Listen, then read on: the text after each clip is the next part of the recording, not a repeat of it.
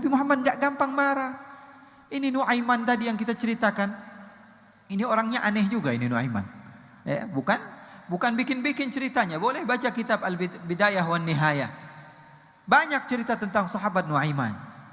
Dikisahkan bahwa Nuaiman ini pernah diajak oleh Sayyiduna Abu Bakar As-Siddiq untuk berdagang. Ini Nuaiman orangnya aneh.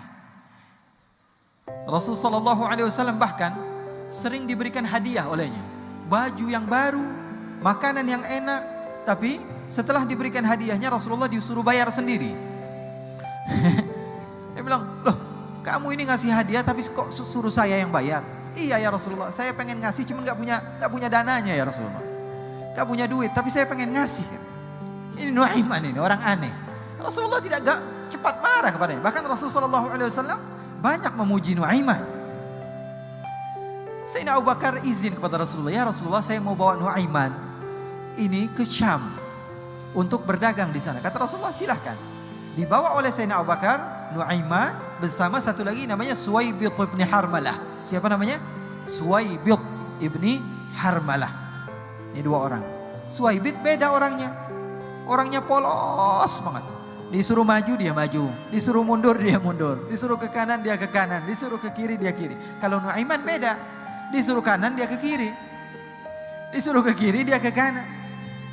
Nuaiman orang yang aneh, sahabat Nabi. Jadi kalau misalnya sahabat sedang berkumpul dan terlihat Rasulullah SAW sedang murung, sedang sedih, Nuaiman datang, Nuaiman belum berbicara, Rasulullah sudah tertawa. Ngelihat wajahnya aja Rasulullah SAW sudah tertawa. Maka diajaklah oleh Sayyidina Abu Bakar untuk berdagang. Karena Sayyidina Abu Bakar ini banyak uangnya, senantiasa berdagang dan membawa orang-orang untuk berdagang bersamanya. Nuaiman dan Suwaibit ikut ke Syam. Suwaibit karena dia adalah orang yang polos dan orang yang amanah, diperintahkan oleh Sayyidina Abu Bakar untuk menjaga makanan. Sebagian lagi disuruh untuk berdagang, sebagian lagi disuruh untuk memegang barang-barang yang dimiliki oleh Sayyidina Abu Bakar. Nuaiman disuruh apa? Terserah mau ngapain. Nuaiman orang yang beda, mau ngapain saja kamu terserah, kata Sayyidina Abu Bakar. Maka sesampainya di Syam, di Damaskus, di Syria, Sayyidina Abu Bakar pergi ke pasar. Suwaibit menjaga makanan.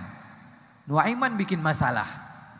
Nuaiman datang kepada Suwaibit, dia bilang, "Bit, perut udah lapar. Saya sudah kebetulan ini sudah nggak kuat lagi nih. Coba makanannya mana saya mau makan. Saya sudah nggak kuat." Kata Suwaibit, nggak bisa Nuaiman. Perintah Sayyidina Abu Bakar setelah zuhur kita baru makan. Setelah kafilah semuanya datang berkumpul kita baru makan. Sekarang baru jam 10. Kamu sudah mau makan duluan. Kata Nuaiman, nggak bisa dong. Perut saya sudah lapar. Kalau saya nunggu Abu Bakar mungkin saya sudah mati kelaparan. Kata Suwaibit, nggak bisa. Ini polos orangnya. Jaga amanah. Nggak bisa. Pokoknya saya nggak mau memberikan kamu makanan. Kata Nuaiman, kamu berani sama saya? Kamu yakin tidak mau memberikan makanan? Tolonglah Nuaiman, minta maaf ini Suwaibit. Tolong dong, jaga, jangan kamu kotori amanah saya. Tolong, karena dia takut, dia tahu. Jangankan Suwaibit, jangankan Sayyidina Abu Bakar, Rasulullah aja diajak main sama dia. Maka Suwaibit sudah takut ini, goyang dia. Kasih makanan, dimarahin Sayyidina Abu Bakar. Nggak dikasih makanan, ini Nuaiman pasti bikin masalah. Dia bilang, tolong Nuaiman, tolong. Kata Nuaiman, enggak.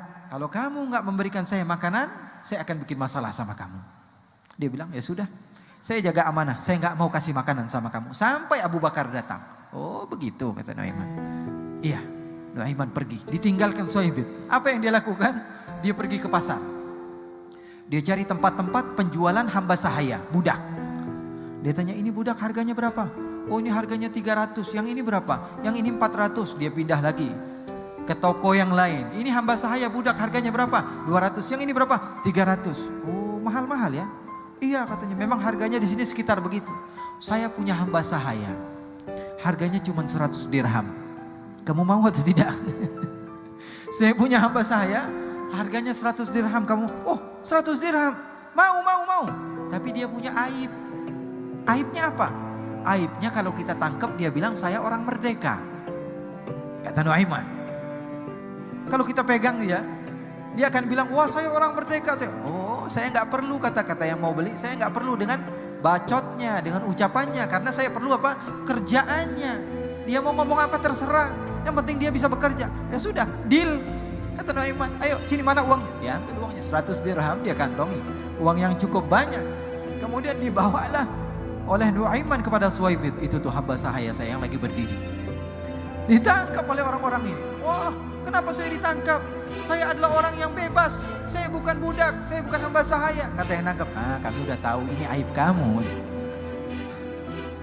Maka dibawalah Suwaibid. Nuaiman bilang, tuh kan, bikin masalah sama saya sih. Sekarang kamu jadi barang dagangan. Katanya, pergi Suwaibid, dibawa nangis Suwaibid. Nuaiman sudah belanja, dibelikan baju, dibelikan makanan, dibelikan segala macam. Sayyidina Abu Bakar pulang. Dicari mana Suwaibid, kita pengen makan. Dicari-cari tidak jumpa. Maka melihat ada Nuaiman. Nuaiman, kamu lihat Suwaibid atau tidak? Oh, Suwaibid sudah saya jual wahai Abu Bakar. Berani dia sama Sayyidina Abu Bakar. Sayyidina Abu Bakar, apa yang berlaku? Soalnya pelit dia, saya minta makan duluan gak dikasih. Terus di mana kamu jual? Di pasar. Ayo temani saya ke pasar. Ditemenin sama Nuaiman. Sesampainya di pasar, dilihat benar ada Suwaibid. Wahai fulan yang membeli Suwaibid, saya mau beli kamu. Membeli apa? Ini Suwaibid lagi katanya. Boleh, tapi dengan harga 2 kali lipat, 200 dirham. Ya sudah, diberikan oleh Sayyidina Abu Bakar. Terlanjur kaya, duitnya banyak Sayyidina Abu Bakar. Diberikan 200 dirham, dibawa lagi Suwaibid. Pulang ke kota Madinah, diceritakan kepada Rasul sallallahu alaihi wasallam, fadhahikan nabiyyu hatta badat nawajidhuhu. Kata sahabat, maka Nabi Muhammad tertawa ketika mendengar cerita yang berlaku tentang Nuaiman dan Suwaibid bin Harmalah. Bahkan perawi mengatakan 1 tahun Rasul sallallahu alaihi wasallam tidak terlepas dari cerita ini dan tertawa. Sallu ala Nabi Muhammad. Nabi Muhammad tidak marah karena memang sudah bawaannya begitu Nuaiman. Di zaman Sayyidina Uthman saja dia bikin masalah juga. Suatu saat ini Nuaiman dia duduk. Kok ada cerita begini Beb? Memang ada. Loh, kok saya nggak pernah dapat? Ya karena kurang piknik aja di dalam bacanya. Ada.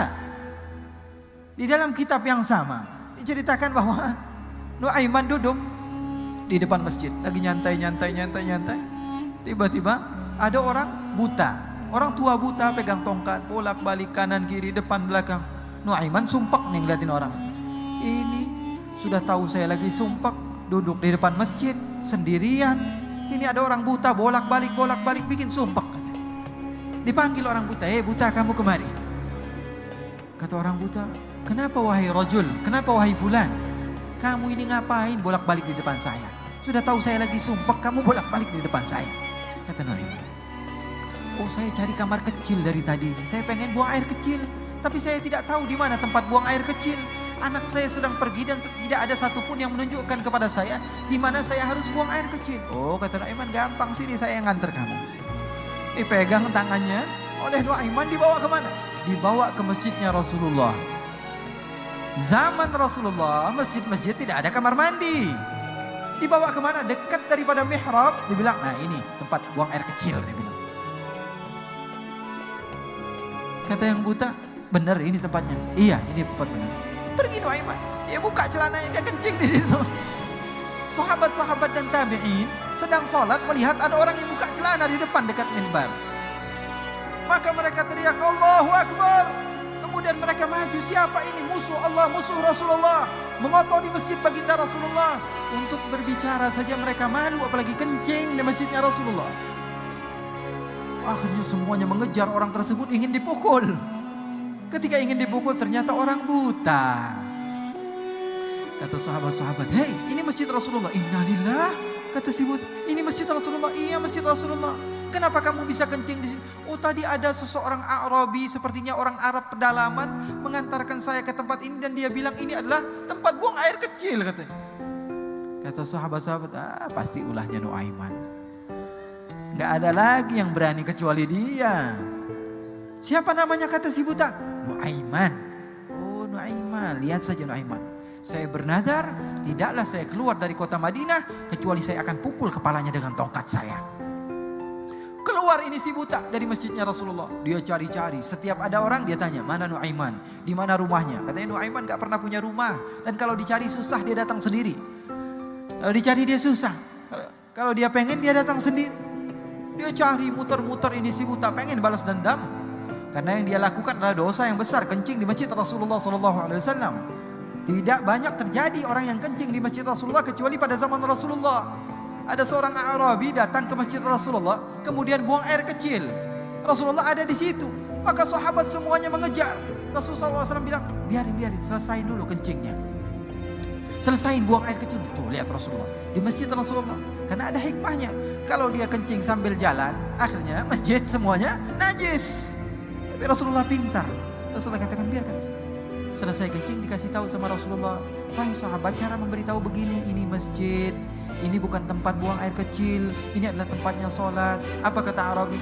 Kenapa masjid nggak ada tandanya? Harusnya dikasih tahu dong. Ini masjid. Apa bedanya dengan tempat lain? Ngomel dia. Maka dia bilang apa? Orang Arabi itu bilang, wahai Muhammad, sekarang angkat tangan kamu. Dia angkat tangannya Rasulullah. Kemudian katakan amin wahai Muhammad. Ingat katakan amin. Iya kata Rasulullah. Allahumma arhamni warham Muhammadan wala tarham ahadan minhum. Kata Arabi ini, ya Allah, sayangilah saya, sayangilah Muhammad karena dia baik sekali, santun di dalam mengingatkan saya. Tapi ini sahabat-sahabatnya, tolong ya Allah jangan sayangi mereka. Allahumma arhamni warham Muhammadan wala tarhamhum. Maka Rasulullah tertawa dan mengatakan amin. Ini Nuaiman dicari-cari sama si buta. Mana Nuaiman? Mana? Nuaiman lagi duduk juga di tempat yang sama. Berdiri Nuaiman. Buta. Dirubah suaranya. Ngapain kamu? Saya cari orang. Siapa namanya? Nuaiman. Apa yang dia buat? Dia kurang ajar. Saya pengen buang air kecil, diantar ke masjidnya Rasulullah. Oh, Nuaiman emang kurang ajar. Padahal yang ngomong siapa? Nuaiman. Kata Nuaiman, saya antar kamu kepada Nuaiman. Dipegang tangan si buta, dibawa kemana? Dimuter-muterin ke masjid Rasulullah, disuruh tawaf dulu di masjid Rasulullah. Setelah itu dibawa kemana? Dibawa ke masjid lagi dari pintu yang lain. Ketika itu sahabat Nabi Amirul Mukminin Sayyiduna Utsman bin Affan sedang salat di mihrabnya masjidnya Rasulullah. Mendekat Nuaiman bersama si buta ini dibawa ke mihrabnya Rasulullah SAW. Kamu lihat ada orang yang sedang bersujud di depan? Coba pegang dengan tongkat kamu. Dia pegang, oh iya ada orang. Itu Nuaiman. Dia pura-pura doang. Dia pura-pura soleh padahal dia orang jahat. Padahal yang ngomong siapa? Nuaiman. Kemudian Nuaiman pergi. Ini si buta ambil tongkatnya, dipukul kepalanya Amirul Mukminin. Semua sahabat yang sedang sholat bangun. Qutila Amirul Mukminin. Qutila Amirul Mukminin. Sayyidina Utsman mau dibunuh, semuanya maju. Ternyata yang dilihat siapa? Si buta lagi. Baru setengah jam, ternyata si buta lagi yang datang. Kemudian semua orang pengen nangkep. Kamu telah memukul Amirul Mukminin Sayyidina Utsman. Nangis si buta ini. Dia mengatakan, demi Allah, semenjak sekarang saya tidak akan pernah percaya sama yang namanya manusia. Gara-gara Nuaiman. Orang-orang seperti ini banyak. Oleh karena itu kita tidak boleh menilai seseorang daripada apa yang dia ucapkan. Ataupun apa yang dia kerjakan. Karena siapa tahu dia dicintai oleh Allah dan dicintai oleh Rasulullah sallallahu alaihi wasallam. Nabi Musa apa doanya? Falamma akhadathumur rajfatu qala rabbi law syi'ta ahlaktahum min qablu wa iyyai. Doa Nabi Musa tuh, baca dalam Al-Quran. Bagaimana Nabi Musa berdoa? Ya Allah, ketika musim paceklik, enggak turun-turun hujan. Nabi Musa berdoa kepada Allah, ya Allah, kalau mau hancurkan sekalian ya Allah. Jangan tanggung-tanggung. Lau syi'ta ahlaktahum min qablu wa iyyai. Saya juga hancurkan sekalian ya Allah. Lau syi'ta ahlaktahum min qablu wa iyyai. Atuhlikuna bima fa'ala as-sufaha'u minna. Kok kamu menghancurkan kami gara-gara ada oknum yang bodoh di antara orang di sekitar kami, Allah? Kok kami yang kena? Marah-marah sama Allah. Baca Al-Quran. Kemudian Nabi Musa bilang apa? In hiya illa fitnatuk. Semua ini fitnah dari engkau ya Allah. Engkau yang tudhillu man tasha' wa tahdi man tasha'. Engkau yang membuat seseorang sesat dan engkau memberikan hidayah kepada siapa orang yang kau mau. Tuh lihat, kalau yang berdoa kita mungkin kita sudah masuk neraka. Tapi ada sebagian orang yang kalau dia berdoa di sisi Allah Subhanahu wa taala, Allah tentu akan terima doanya. Oleh karena itu pesan saya kepada ikhwan semua dan khususnya kepada saya sendiri, jangan bersuudzon kepada siapapun daripada hamba Allah. Karena sungguhnya setiap hamba Allah memiliki apa? Memiliki la ilaha illallah Muhammadur Rasulullah sallallahu alaihi wasallam. Dan contoh baginda Rasul sallallahu alaihi wasallam dalam segala apapun yang beliau lakukan, dan insyaallah kita termasuk orang-orang yang mendapatkan manfaat daripada perkumpulan ini. Amin ya rabbal alamin.